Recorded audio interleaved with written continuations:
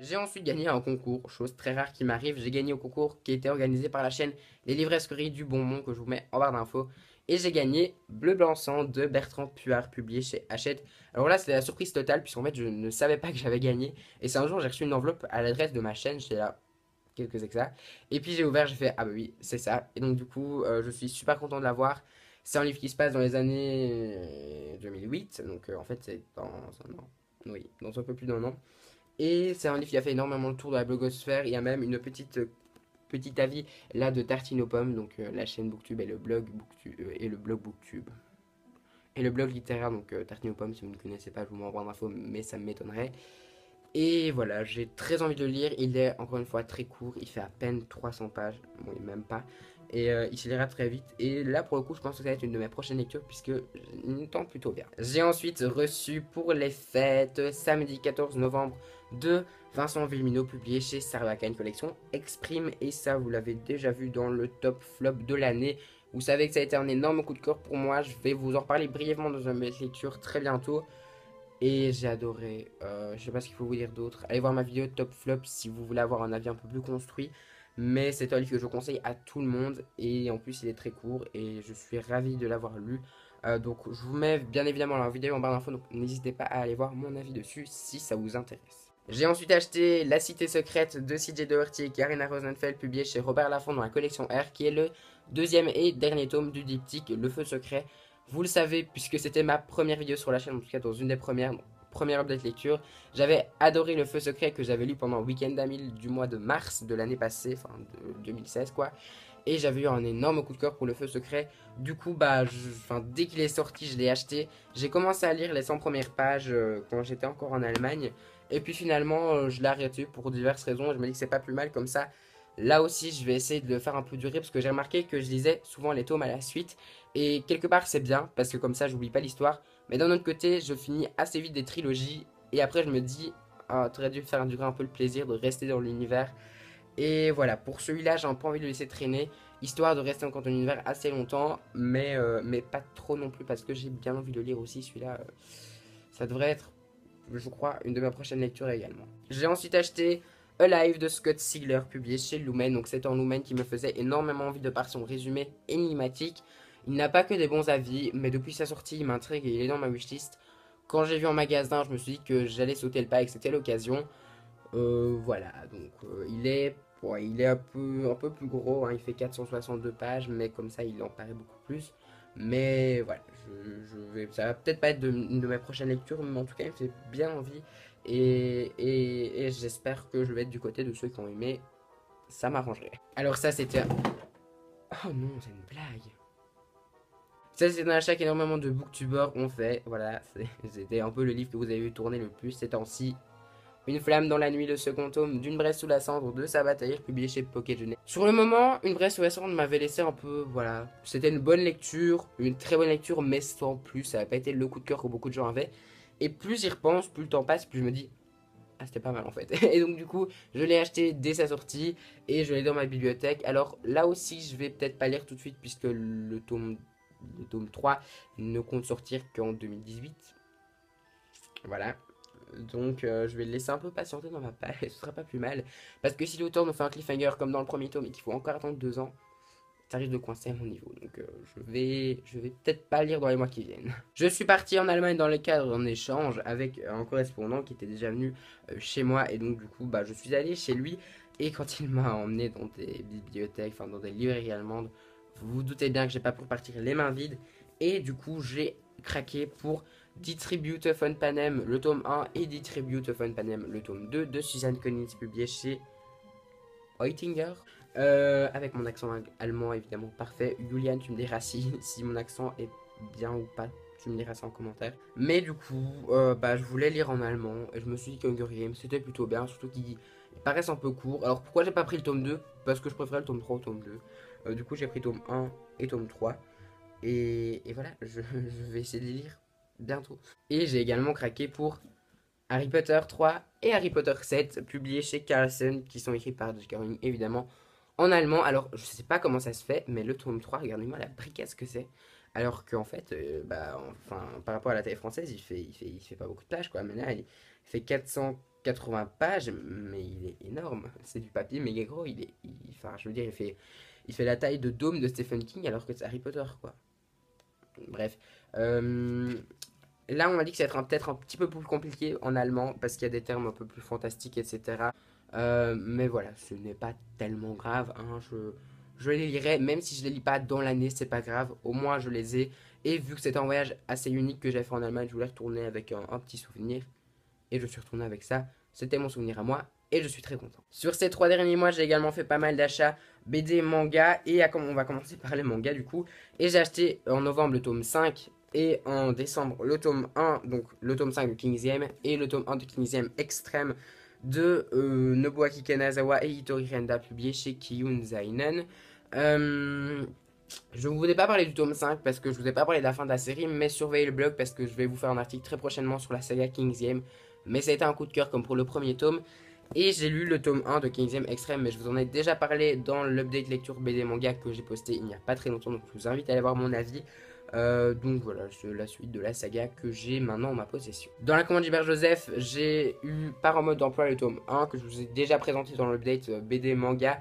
À savoir juste, enfin je vous dis juste que je l'ai eu pour 3 euros au lieu de 10 euros, donc c'était pas mal à faire. Je vous en ai pas mal à faire. Je sais pas parler aujourd'hui. Et donc c'était plutôt une bonne affaire, mais je vous en dis pas plus puisque je vous en parle déjà dans une autre vidéo. J'ai acheté ce mois-ci Les Légendaires, le tome 1, La Pierre de Jovenia de Patrick Sorbal, publié chez Delcourt. C'est une petite BD qui me fait énormément envie, j'entends d'énormes avis positifs. Cette ancienne, c'est une saga qui compte déjà 19 tomes plus plein de tomes originaux. Du coup, je me suis dit que c'est pas mal de la commencer maintenant. Alors, ce que j'aime dans ces BD, c'est que c'est très coloré. Et enfin, je trouve, enfin, les dessins sont splendides. Euh, Enfin, voilà, vous pouvez voir ici toutes les autres tomes hein, qui sont là. J'ai de quoi faire. Et si j'aime bien, pourquoi pas continuer. Alors j'ai commencé, mais très vaguement, j'ai lu quoi, 5 pages. Mais voilà, je le commencerai quand j'ai envie, mais ça me tente plutôt pas mal. J'ai reçu la suite de Seul, donc le tome 8, Les Arènes, le tome 9, Avant l'enfant minuit, et le tome 10, La machine à démourir de Gazzotti et Velman, publié chez Dupuis. Là aussi, je vous ai pas parlé de la fin de la saga sur la chaîne, mais je vous ferai aussi un article instant BD sur la saga Seul. Mais j'ai eu un coup de cœur évidemment pour tous les tomes. Enfin, je me suis enchaîné le tome 4, 5, 6 et 7 d'un coup, genre en une matinée. Et j'ai énormément aimé. Mais voilà, j'ai la suite. J'ai encore lu aucun de ces trois-là. Mais là aussi, pour le coup, puisque le tome 10 vient de sortir, je me suis dit que j'allais peut-être attendre un petit peu hein, pour lire les autres tomes. Histoire de ne pas me retrouver à la fin du tome 10, alors que le tome 11 ne sort que dans un an. Voilà, ça m'arrangerait. Mais je verrai bien. Voilà, je ferai comme j'ai envie. Et je ferai à ma guise. Je lirai quand j'en ai envie. Et je vous en reparlerai quand je l'aurai lu. Et j'ai enfin acheté La Quête des Vilames, le tome 4. La plateau d'Astariul, pardon, de Glénat, mais non. De Liliane et Baletti, bien sûr, adapté de l'œuvre de Pierre Bottero et publié chez Glénat. Alors là, c'était un peu le livre surprise, puisque je ne m'attendais absolument pas à le trouver en magasin. Parce que je pensais que la saga s'arrêtait à 3 tomes en BD. Je vous en avais d'ailleurs parlé dans l'update BD, le tout premier que j'ai fait sur la chaîne, en vous disant que je trouvais que c'était un peu, enfin, que c'était un peu vide la fin du tome 3 en BD. Et en fait, c'est normal. Parce que c'est deux tomes, enfin, c'est une trilogie donc de 3 romans, mais c'est 2 tomes de BD pour un roman. Donc en gros, là, je viens de finir le deuxième tome, techniquement, puisque j'ai lu cette BD. Je vous en parlerai là aussi dans un instant BD. C'est une BD, sachez, que j'ai beaucoup aimé. Mais je vous en reparle encore une fois sur le blog. N'hésitez pas à aller voir le blog. J'ai reçu le sublime, le grand atlas de Harry Potter, donc la magie au cinéma, chez Hugues Meline, qui est un magnifique roman que j'ai déjà pris le temps de feuilleter et qui est vraiment magnifique. Il y a plein de choses. Je viens de découvrir une petite pochette ici. Je vais regarder ce qu'il y a dedans, parce qu'il y a l'air d'avoir des choses dedans. J'avais déjà feuilleté, mais j'avais jamais remarqué cette petite. Oh, attends. C'est fou parce que j'avais déjà feuilleté, j'avais jamais remarqué cette petite pochette. Je vais regarder. Pourtant, il y en a à la fin de chaque livre illustré. Genre, en plus, je suis vraiment débile parce qu'il y en a à chaque fois à la fin. On a tout simplement le plan du chemin de traverse qui est vraiment magnifique. Donc, je vais essayer de vous le montrer à l'écran. Donc, ah ouais, je suis vraiment surpris, je m'y attendais absolument pas. Donc vous avez la carte du chemin de traverse. Et ça va typiquement finir accroché sur un mur de ma chambre parce que je le trouve super beau. Là pour le coup, franchement, chapeau parce que je l'avais déjà feuilleté, hein, mais j'avais jamais remarqué. Donc je suis assez étonné et assez surpris du coup. Mais vous savez, c'est ça que j'aime bien avec ces livres d'Harry Potter, c'est que aussi bien dans la magie des films que dans celui-là, vous avez des petits artefacts ou des petits goodies qui sont mis dedans. Vous avez notamment les tableaux de Poudlard, je vais essayer de vous le retrouver. Et dans la magie des films, il y en a énormément et je pensais pas qu'il y en avait dans celui-là, mais regardez, il y a les tableaux de Poudlard ici, je sais pas si vous allez voir. Voilà, donc un petit dépliant avec tous les tableaux de Poudlard et c'est ça, j'aime toujours bien parce que c'est typiquement le genre de truc que votre collection aime plutôt bien et ouais, je suis vraiment surpris du coup. Mais du coup, enfin, achetez-le parce qu'il est vraiment très beau. Je l'ai pas encore lu vraiment, mais ça ne saurait tarder parce que j'ai bien envie de me replonger dans la magie Harry Potter et voilà, il va être très vite lu. J'ai reçu également Tout l'art de Miss Peregrine au cinéma de plein d'auteurs. C'est un livre qui est publié aussi chez Eugene Menin. J'ai regardé s'il n'y a pas quelque chose. Et non, là, il n'y a pas quelque chose, il n'y a pas de pochette cachée. Mais en gros, si vous voulez, c'est un livre sur le making of, etc., sur les croquis, comment ils ont fait pour créer l'art, enfin pour, euh, pour adapter le roman au cinéma. Donc c'est un livre qui est magnifique. Là aussi, j'ai pas encore vraiment le temps de le lire, même si je l'ai déjà feuilleté et lu un petit peu, mais ça ne saurait tarder également. Et alors que la luminosité est très bizarre, je vais vous présenter les derniers achats de ce book haul. Ce sont des livres vraiment magnifiques, vous savez, puisque je vous l'ai dit, j'ai commencé la collection en mai et je l'ai continué un petit peu en octobre. Mais j'ai énormément avancé grâce à des cadeaux qu'on a pu me faire dans les Harry Potter de luxe, puisque je rachète les Harry Potter en version de luxe. Donc là, il y a le tome 2, donc la chambre des secrets, le tome 7 et le tome 5. Donc maintenant j'en ai 5 sur 7. Malheureusement les tomes 3 et 4 ne sont plus disponibles, ils sont tout simplement épuisés. Du coup je sais pas comment je vais faire, je vais essayer de me les trouver en occasion parce que j'aimerais bien avoir la collection complète dans ma bibliothèque, ça me ferait vachement plaisir quand même. Mais je vais essayer de le trouver en occasion, mais j'ai vraiment envie qu'il soit en bon état en fait, donc c'est ça le souci. Donc je vais essayer de les trouver, vous les verrez sûrement dans un prochain book haul si j'arrive à les trouver.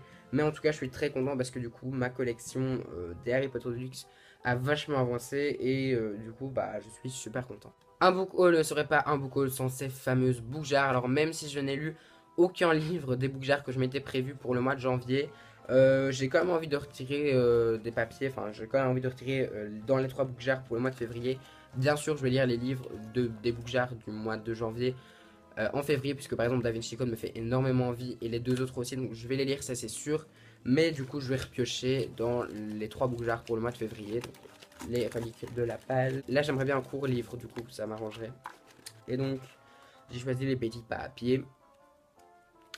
Je vais devoir lire Soldat Peaceful de Michael Morpurgo. Donc, il est là et je suis très content parce que ça fait un petit bout de temps quand même que j'ai plus lu le livre sur la guerre 14-18 ou 40-45, mais là c'est 14-18 je crois. Oui, Première Guerre mondiale. C'était un roman que j'ai depuis extrêmement longtemps et qui là pour le coup est plutôt court et c'est un folio junior donc il se lira extrêmement vite. Il fait 200 pages et tout cassé, ouais, il fait 217 pages. Donc je suis très content là pour le coup du tirage qui va parfaitement plus avec l'ambiance. Il va recommencer à faire un peu plus, pas un peu plus froid, mais un temps un peu plus entre, voilà. Bref, je suis très content et je vais arrêter de raconter n'importe quoi. Bref, je suis très content d'avoir pioché et il sera lu, ça c'est sûr. Dans la Beaujardais saga, donc quelle saga je vais devoir continuer ou terminer, même si terminer ce serait vraiment cool. Je vais piocher, je vous montre, hein, même si je ne triche pas quand je ne vous montre pas, mais battez-vous. Voilà. Donc ce petit bout de papier jaune me dit que, et ouais, me dit que je dois terminer la saga Oniria de BF Paris. Voilà. Oniria. Je suis super content parce que je vais devoir terminer une saga, c'est pas plus mal. Bon, même si voilà, je vais pas la faire durer. Au final, c'est peut-être pas plus mal que je la fasse pas durer parce que j'ai quand même lu le tome 3 il y a quand même un petit bout de temps. Je sais que c'est très lunatique par rapport à ce que je vous ai dit en début de vidéo. Mais voilà, bah, enfin, je suis vraiment super content parce que franchement, si j'avais tiré l'épouvanteur, voilà. En plus, il est pas très gros, il fait 400 pages, c'est assez super vite donc ça m'arrange bien. Voilà, si j'avais tiré une dresse sous la sang qui fait 600 pages, ça aurait été un peu plus showtime. Mais je suis extrêmement content. Voilà, je suis très content de ce tirage. Et pour l'instant, bah écoutez, ces deux livres-là me conviennent plutôt bien. Donc je vais maintenant piocher la bougeotte à thème pour voir ce que enfin, quel thème me sera attribué pour février. Maintenant la boucle à thème, donc quel thème vais-je piocher?